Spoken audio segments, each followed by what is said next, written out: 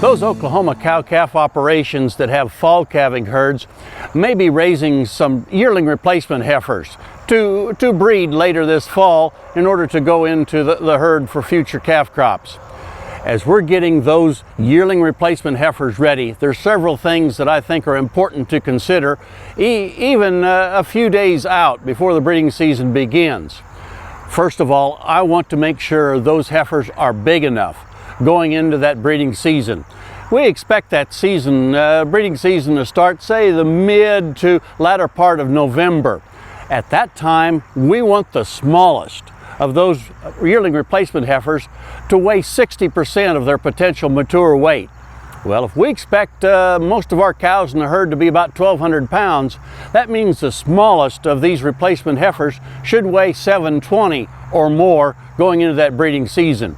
If you've got a set of scales, I would check the weights on some of these replacement heifers to see if they're on track, that they're gaining enough to meet that target weight by the time the breeding season begins. If you don't have scales to use, then use your eyeball and look to see that the body condition on these heifers is going to be at least about a body condition score 6 at the start of the breeding season.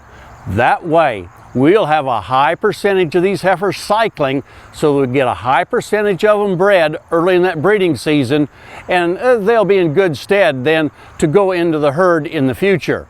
Also, consider the health of these replacement heifers.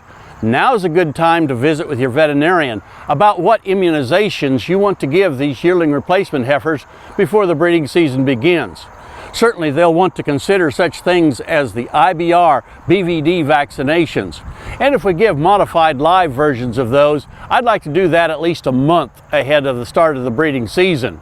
Also, ask them about the reproductive problems that might occur with Campylobacter, a disease that we used to call vibriosis, and also whether they need to be vaccinated in your area for leptospirosis.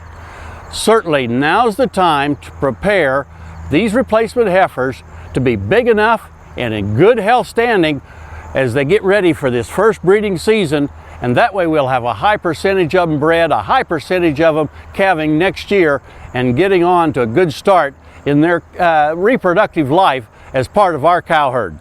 Hey, we look forward to visiting with you again next week on Sunup's Cow Calf Corner.